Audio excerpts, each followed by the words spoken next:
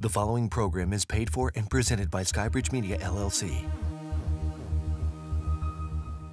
I'm Anthony Scaramucci, and welcome to Wall Street Week, the show of record for long-term investing. We're halfway through 2015, and now might be the perfect time to take a hard look at your portfolio. Is the energy sector a timely opportunity? Are stocks overvalued? Are we in the midst of another tech bubble? My guest today runs a firm with over $190 billion in assets under management, and in 25 years, they have returned over $60 billion to their investors. Together, we will answer those questions to make you a better informed investor.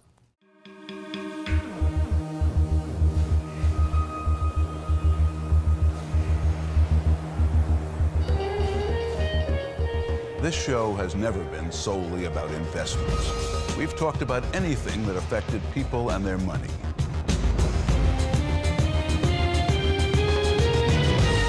From Times Square in New York City, the new Wall Street Week.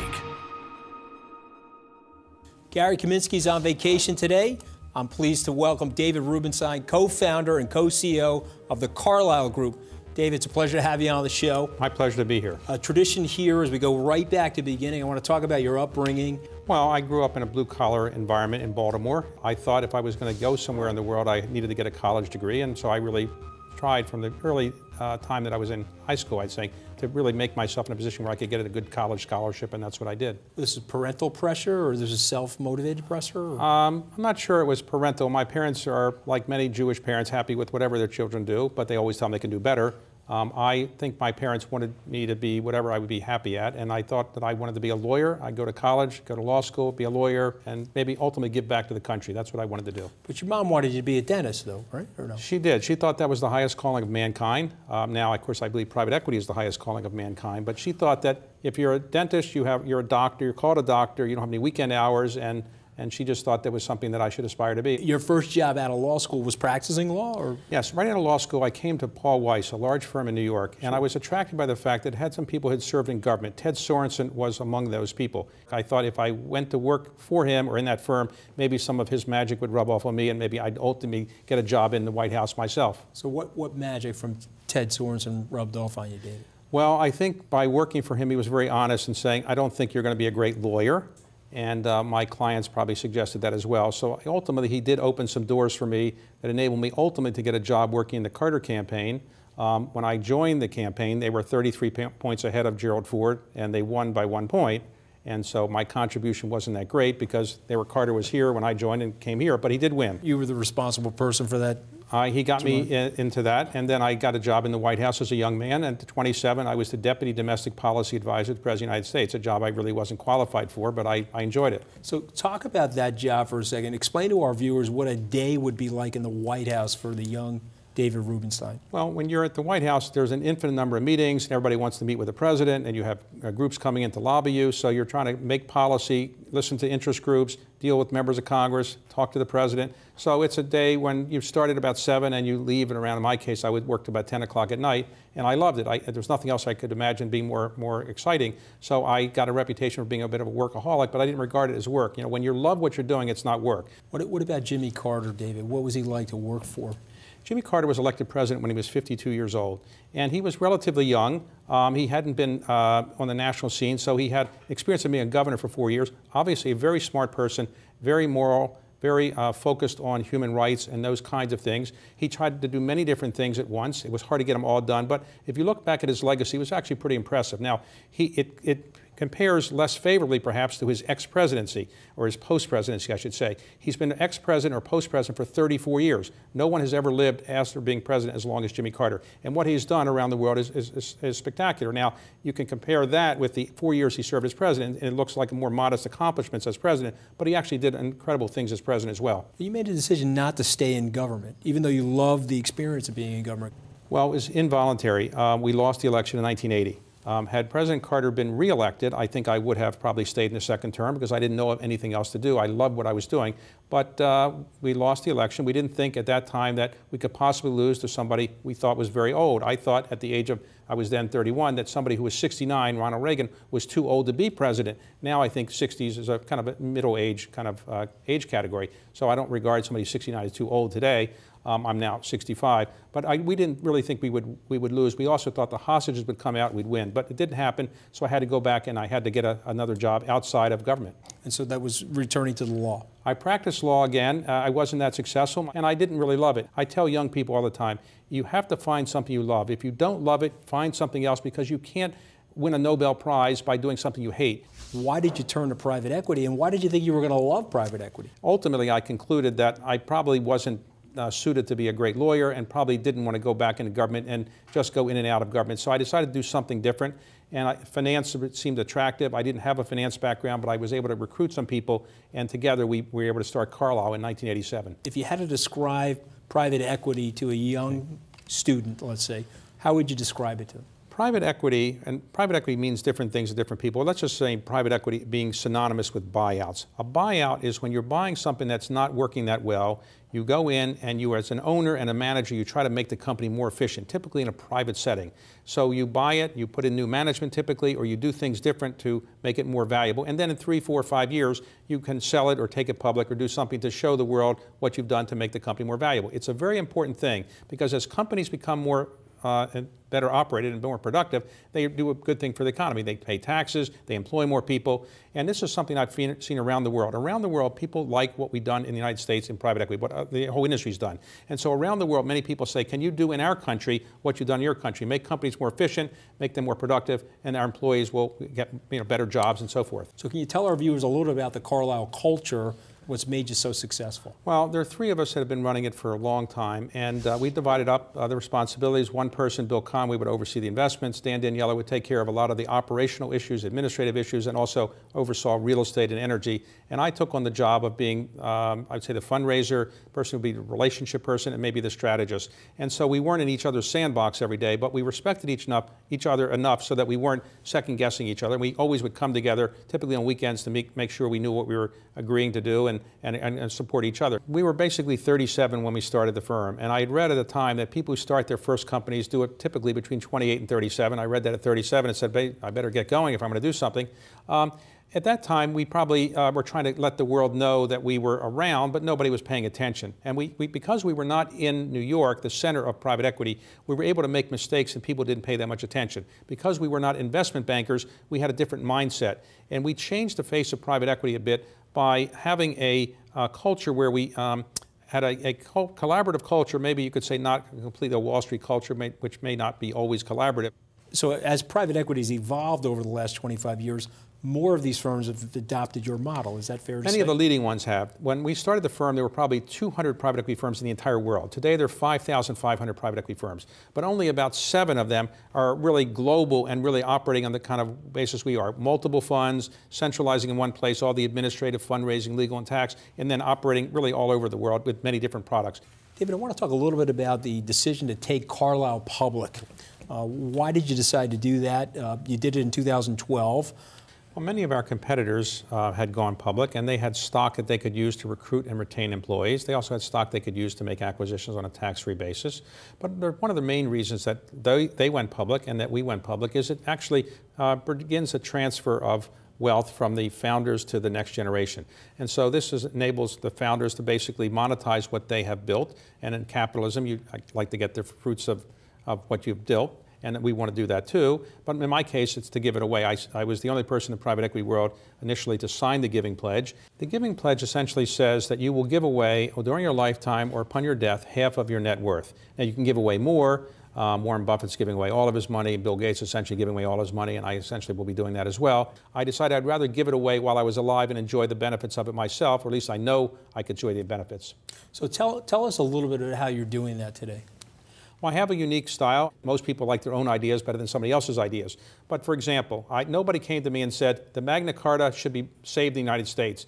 I didn't have a consultant do that. I basically realized it was likely to leave the United States. I bought it and gave it on permanent loan. It will go forever to the National Archives. And I began the process of buying historic documents, putting them on display so many Americans could see them and learn more about their history, hopefully, and then fixing historic monuments like the Washington Monument or Monticello as a way of kind of, again, reminding people of our history. My goal was to make people better informed citizens. So I've called this patriotic philanthropy, and the idea is to give back to your country as a thanks for the great fortune that people like I have had, in being in this country. Philanthropy is an ancient Greek word that means loving humanity. It doesn't mean rich people writing checks. So if you have time, energy, ideas, help other people, because I think generally when you help other people, you feel better about yourself, you've done something to make the world a better place, and it's a good thing to do. Okay, so you love what you're doing. I do. How did you go from being locked into a law firm into becoming the successful entrepreneur that you are? I guess that if you are always successful at everything you do, you will be elevated all the time when people will tell you how great you are, and you don't have a tendency to try to do something that's risky. I didn't think I won the first third of life. Sometimes I talk to young people who've won Rhodes Scholarships and Marshall Scholarships and Gates Scholarships and White House Fellowships and Supreme Court Clerkships, and I say to them, you've won the first third of life. Great. The trick is winning the second and the third. And I didn't win the first third, perhaps because I wasn't all that accomplished as a student or an athlete, so I had to keep working hard. And people that work hard in the first part of life and get all these great accomplishments, if they don't work hard later, they will not succeed and do anything really worthwhile. No matter what it was in the beginning part. Yes, so you need to keep working hard and keep taking the skills that enable you to be successful in some part of your life and keep applying it. And I think you'll have a much greater happiness in your life if you're doing something that's worthwhile. One of the complicating things of life, if you're successful, is what about your children? So my wife and I have 3 children. They've grown up in what you could call an advantaged upbringing. I grew up in what could be called a disadvantaged upbringing, but actually in hindsight it was extremely advantaged, because if you have the unconditional love of 2 parents and they let you try to do whatever you want to do, you don't need money to be successful. When you grow up in a wealthy family, it's much, much harder to feel that what you've achieved is on your own, and it's much harder for people to think that what you've achieved is on your own. So my children have a bit of a disadvantage. Yes, they have money and they have a good education and so forth, but they have to achieve things on their own, and it's a much harder thing for them to do that. And so I try to let them succeed on their own, but it's very difficult for a parent to want to just say to the child, do what you can and I'm not going to help you, because you want to help your child, but you also want the child to be independent and strong enough so they can achieve on their own. Self-esteem is at stake. You've got to get them feeling great about themselves, irrespective of you. In the end, the only legacy that a lot of people will leave is their children. And you want to make sure that your children are a great legacy for you. And so my wife and I have that concern. We want to make sure our children are doing good things and they're happy and are doing something productive in life. But it starts with that other central truth, which is unconditional love, and giving them that level of support. Yes. I mean, Warren Buffett said to me once that he had the advantage of having 2 parents who gave him unconditional love, and that is what he thought was the most important thing that made him successful. Wall Street Week will be right back. The industry has changed more in the 4 or 5 years since the crisis than in the previous 45 years. Sign up for the free Wall Street Week newsletter, where we recap each week in the financial markets and dive deeper into Wall Street Week's most recent episode with feature articles and investment primers. Go to wallstreetweek.com and sign up today. I used to dread getting up and going to work. I was done with the corporate grind. I was tired of being a starving artist. And I started looking around for a business that I believed in, and I kind of wanted to do something a little more green. My SCORE mentor helped me take the first step. He helped me create a business plan and helped me implement it. They've really taught me how to think big. SCORE helped me to make the unimaginable possible. All for free. I'm here because of SCORE. I'm here because of SCORE. Get your free business mentor at score.org. Wall Street Week is sponsored in part by Hightower, an unobstructed view. We're back with David Rubenstein, co-founder and co-CEO of the Carlyle Group. And joining us now, in for Gary Kaminsky, is Liz Ann Saunders, Senior Vice President and Chief Investment Strategist for Charles Schwab. We are not missing Gary today, Liz Ann. Well, thank you, Anthony. And you were backstage listening to this conversation. So what's your reaction? What questions do you have for David? Well, it's fascinating. It's a treat to be here with you. I've been a great admirer. So have you ever thought about going on a more public, call it awareness philanthropy, about truly explaining to people who may not understand what private equity is, the value it brings to the economy, the broad economic wealth it creates, as opposed to just personal wealth it creates? I do think that our image took a hit in 2012. I think Mitt Romney did not want to defend private equity because I think his polling data showed every time he uttered the word private equity in defending what he had done, his polling numbers would go down. And so I just think he decided not to talk about it, and maybe that was a correct or incorrect decision, I don't know. But I do think that private equity took a bit of a beating. And so I do think we could do a better job in the industry of letting people know what we do. People obsess about our tax rate as opposed to whether we're creating jobs, and that's unfortunate. So I wish we could do a better job. Maybe I could do a better job in explaining to people what we do, and others could as well. And I think it's a mission that many of us in the industry should take on. You started in Washington Right. on the eve of what were considered great connections, whether it was Reagan and O'Neill or Gingrich and Right. Clinton. Can we get there again? It's possible. It's clear that because of the rise of talk radio, the need to raise so much money, the need to do things back in your district, members don't stay in Washington very much. So very rarely do Democrats and Republicans come together. What would make it better? What are 2 or 3 things you think would make it better? Well, if members of Congress were to spend more time dealing with and socializing with other members of Congress, they used to have congressional delegations go abroad. Now that's been heavily criticized. They don't tend to go as much. But that's when members bonded with each other and bonded with members of the other party. I also think that members of Congress should try to spend more time in Washington, D.C. Very often they just have votes Tuesday to Thursday and they're gone. It takes a long time to get to know people. Once you do, you tend not to be as destructive of each other. I did start a program where I interview a great presidential scholar about Washington or Lincoln or whoever they're expert on, and we invite members of Congress only to come. And members of Congress say this is a great thing because it's the only time they can socialize with people from the other party without getting criticized. Davis, tell us some of the names of the scholars. Well, we had Doris Kearns Goodwin did a book on Taft and Roosevelt. We just had, not on the presidential scholar, but we just did David McCullough on the Wright brothers and also previously on John Adams.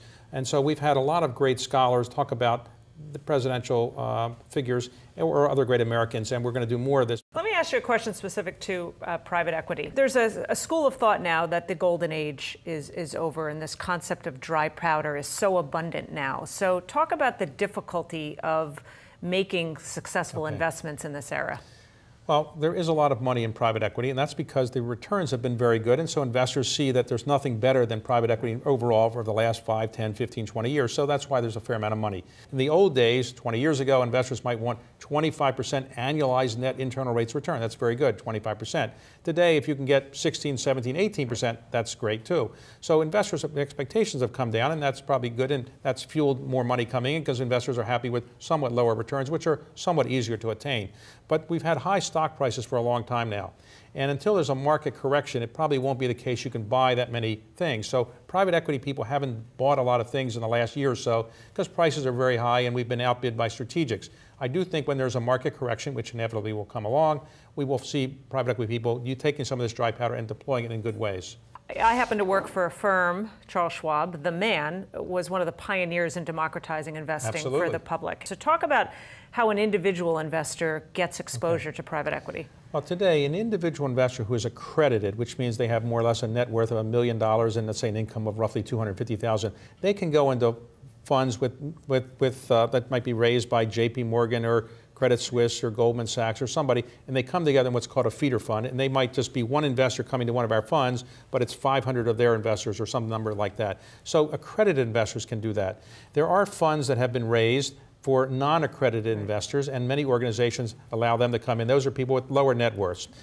The great revolution that will occur in the near future, I think, is that people who have IRA and 401k accounts will be able to check off and say they want some of that to go into some private equity fund that will be listed as one of the things in the alphabet of various funds that they can pick. And I think that will be the great revolution, because as we go from defined benefit plans to defined contribution plans, more people will have defined contribution plans, and they will want to go into, I think, something that's high returning like private equity. Wall Street Week will be right back. I want people that can think on their feet. I want people that can communicate. I want people that know how to solve problems. Like us on Facebook, follow us on Twitter and Instagram. Wall Street Week is sponsored in part by Betterment. Investing made better. What should I do with my money? Whether you're a multi-million-dollar investor or just starting out, the answer is Betterment. Betterment is the smarter way to invest and is the largest automated investing service in the U.S. If you're building wealth or preparing for retirement, we provide a personalized recommended asset allocation, and your money is put to work in a globally diversified portfolio. Experience smarter investing and secure your financial future. Betterment. Investing made better. Okay, so what would you bring to my company? What do you need? I need problem-solving skills. I got through high school without a car, a phone, or a computer. No college degree, though. Not yet, but life's taught me a lot, and I'm ready for more. Well, you're not the typical kind of candidate that I hire. But you are exactly what I'm looking for. Your company could be missing out on the candidates it needs most. Learn how to find a great pool of untapped talent at gradsoflife.org. Welcome to Smarter Investing. At Betterment, we've created automated investing to help people make better financial decisions and reach their goals. We make your life better by helping you manage your money, invest for your personal goals, and stay on track for retirement. The revolution of smarter, more straightforward, personalized investing has started, and we're leading the way. Hi, I'm Jim Chanos. I was a guest on the original Wall Street Week, and I'm pleased to be on the brand new Wall Street Week. We're back with David Rubenstein and Liz Ansana. How has the private equity industry changed since the crisis, David? How would you describe that? The industry has changed more in the 4 or 5 years since the crisis than in the previous 45 years. It used to be the case that the largest investors were public pension funds in the United States. Now I think it's sovereign wealth funds. It used to be the case that everybody went into a fund, paid the same fee. Now the bigger investors pay lower fees. It used to be the case that everybody paid the same fee whether they came in early or late. Now if you come in early, you pay smaller fees. It used to be the case that everybody wanted to go into a fund. Now a lot of people want separate managed accounts. When you think about Federal Reserve policy and think of it from a macro perspective, and it's something we think about a lot because we look at some of our investors who are being forced out the risk spectrum. How do you incorporate that kind of macro thinking about the low rate environment into what you do? Well, the theory has been of late that private equity is getting a lot of money because people can't find anything else that gives good return. That's your point. So if interest rates were like they were when I was at the White House and you get 10% on a fixed income investment, you might say, why put your money in the private equity? 10% is adequate. But I do think if interest rates go up, as they inevitably will, and as the Fed has said so many times they will ultimately increase interest rates, I think the increase are going to be relatively modest. Okay. So if the Fed funds rate goes up by 25 to 50 basis points at the end of this year or by the end of this year, and it goes up in incrementally over the next year or so, I still think it's going to be a relatively low interest rate, and I don't think people will rush out of private equity to go into 2 or 3% yielding kinds of instruments. Let's talk a little bit about industry sectors. You think we're in a tech bubble? I would say there is a phenomenon called unicorns. These are companies that are pre-IPO technology companies that have a market value of $1 billion or more, and there are roughly 85 of them. In the old days, if a company had $1 billion market value in a private setting, it would go public right away. Now you don't need to do that because there's plenty of money going in to these companies to give them capital to keep growing as a private company. I do think that probably the air will come out of some of the valuations. Now there are some companies in the technology world that have changed the world. I think Uber is probably one of them. I think Airbnb is probably going to be one of them. But not every company that's a technology company is Uber or Airbnb or Facebook. So a lot of the lesser companies get swept along. And at some point when the correction occurs, I think the values will come down in some of those companies. What about the energy sector? What's your view there? I think it's one of the greatest times in the world to invest in carbon-related energy. I think renewables are more complicated. The carbon-related energy is relatively cheap right now. For viewers, it's coal, it's oil and gas. Exactly. And carbon came about billions of years ago. It's in the earth. I wonder whether the civilization would be further ahead or further behind if there were no carbon. Think about this. Suppose we had no oil, gas, or coal in the world. Would civilization have figured out how to get energy some other way, or would we be way behind where we are today? I don't know the answer to that. But clearly there's so much carbon on the face of the earth that it probably, because it's relatively cheap, it will be developed, and for hundreds of years it'll probably be here. Maybe in 50 or 100 years we'll have more renewable, but right now we're going to use it for quite a while. I do think that carbon-related energy is a pretty good investment. Obviously, I think natural gas is probably going to be a cleaner form of energy than coal, and probably more money will go into that, and it's a good area to invest in. But as the world transitions from a world where the emerging markets are becoming more and more important and they consume more and more energy, there's going to be a lot of opportunity to invest there in exploration, production, storage, transmission, refining. One of the biggest problems a lot of these higher skill industries are having is finding those skilled workers. Right. What are you seeing getting done right now, sort of an entrepreneurial approach to solving this skills gap? Today, the graduates of schools want to start their own company. I think it's a great thing that we have this entrepreneurial culture. It's hard to know how to educate these people for this, and this is an important point.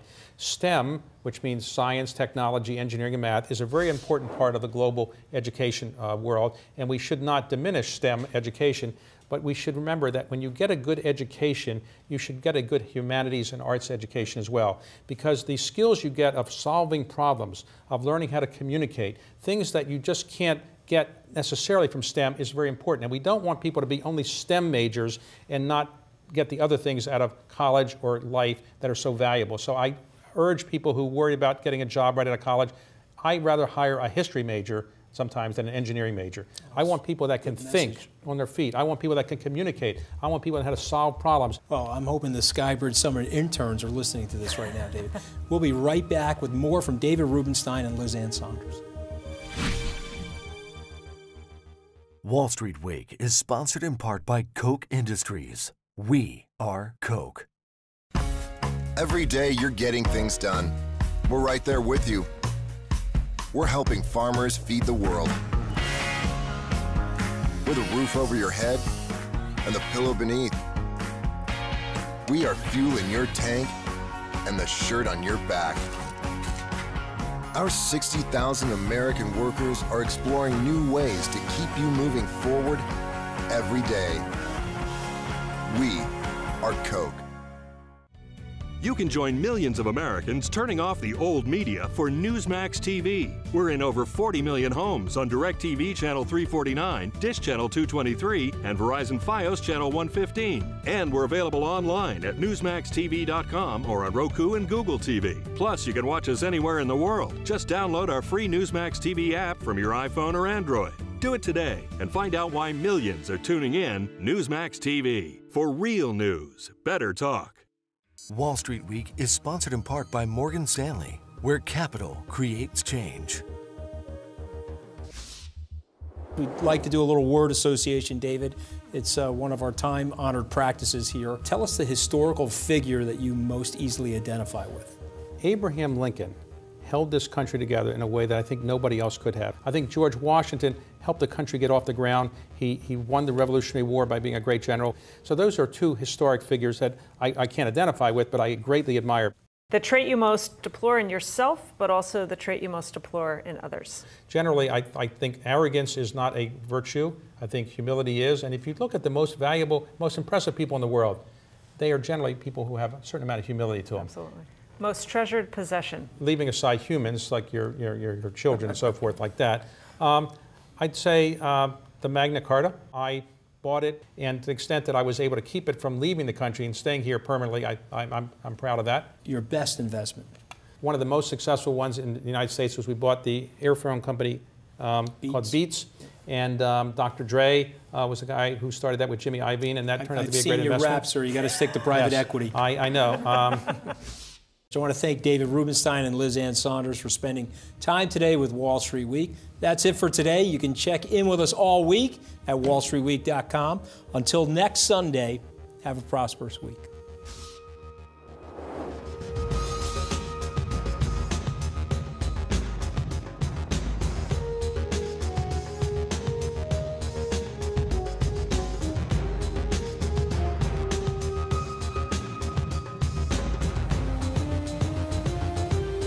The preceding program was paid for and presented by Skybridge Media, LLC.